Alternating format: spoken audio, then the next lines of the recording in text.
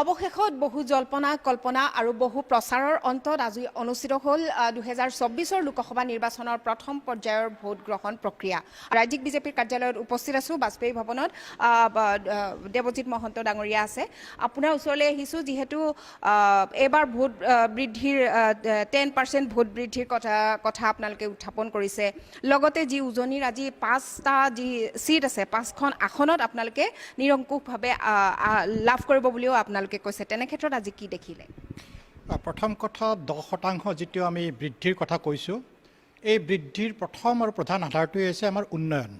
আৰু সেইকাৰণে এইবাৰ যে 5টা ফেজ, আমাৰ প্ৰথম ফেজৰ যে 5টা লোকসভা উজনি অসমত আজি নিৰ্বাচন অনুষ্ঠিত হৈছে, আপুনি যদি চাই প্ৰধানত ইয়াত চাহ অধ্যুষিত আৰু আহোম বংশৰ যিটো আহোমৰ আমাৰ যথেষ্ট প্ৰভাৱ আছে।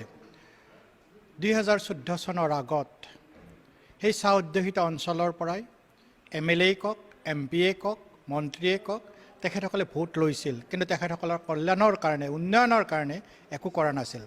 আমি যে আস্থা আৰু পৰিৱৰ্তনৰ কথা কওঁ, এয়াই পৰিৱৰ্তন আমি কৰিছোঁ। 2014 পিছত আমি সেই ভোটাৰসকলৰ চাহ অধ্যুষিত অঞ্চলৰ চাহ বাগানৰ ভোট যেনেকৈ বিচাৰিছোঁ, তেখেতসকলৰ উন্নয়নৰ কাৰণে সেয়াইতো ৰাস্তা ঘাট, আলি পদূলি, যি মডেল স্কুল 116খন মডেল স্কুল তাত আমি বনাইছোঁ।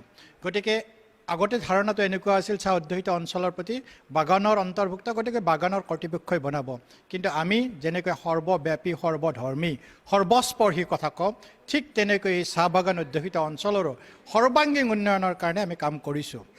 আগতে লাচিত বৰফুকনক আমাৰ বুৰঞ্জীত এনেকৈ কোৱা হৈছিল যে ঔৰংজেবে ৰামসিংহৰ জৰিয়তে আক্ৰমণ কৰাৰ কাৰণেহে আমি অসমত লাচিত বৰফুকনক জানিছিলোঁ। আমি পৰিৱৰ্তন কি কৰিছোঁ? আজি আমি পৰিৱৰ্তন কৰিছোঁ যে নহয়, এই মোগলক পৰাভূত কৰা বীৰ সেনানায়কজনেই আছিল লাচিত বৰফুকন। আৰু সেইকাৰণে 400 বছৰীয়া জয়ন্তী যি পালন কৰিছোঁ, সুউচ্চ 150 মিটাৰ ওখ তেখেতৰ যি প্ৰতিমূৰ্তি স্থাপন কৰা হৈছে, ইয়েই সকলো ধৰ্মৰ, সকলো জাতিৰ, সকলো ভাষাৰ পৰম্পৰাক আগুৱাই লৈ আমি গৈছোঁ। হয়, আমি এইকাৰণেই পৃথিৱীৰ সৰ্ববৃহৎ ৰাজনৈতিক দলৰ এজন সদস্য বুলি গৌৰৱ অনুভৱ কৰোঁ, কাৰণ আমাৰ যিগৰাকী নেতা মাননীয় প্ৰধানমন্ত্ৰী নৰেন্দ্ৰ মোদী ডাঙৰীয়াই এইবাৰ শ্লোগান দিছে। ভাৰতীয় জনতা পাৰ্টীৰ সকলো কাৰ্যকৰ্তাকে সেই শ্লোগানেৰে জৰিয়তে সকলো ভোটাৰক আকৰ্ষণ কৰাৰ কাৰণে অনুৰোধো কৰিছে। সেয়া হৈছে পেলে ভোটদান, বাদ মে জলপান, অৰ্থাৎ প্ৰথমে ভোট প্ৰদান কৰক আৰু পিছত জলপান বা নিজৰ আহাৰ গ্ৰহণ কৰক। ভগৱানে নকৰক ক'ৰবাত যদি বৰষুণ দিয়ে এনেকুৱা নহয় যাতে আপুনি ভোটটো দিয়াৰ পৰা বিৰত নহয়। গতিকে মই ভাৰতীয় জনতা পাৰ্টীৰ এগৰাকী কাৰ্যকৰ্তা হিচাপে সকলো ভোটাৰক অনুৰোধ জনাম, গণতন্ত্ৰৰ আটাইতকৈ ডাঙৰ উৎসৱ এই নিৰ্বাচন। এই নিৰ্বাচনত আপোনালোকৰ ভোট যথেষ্ট গুৰুত্বপূৰ্ণ।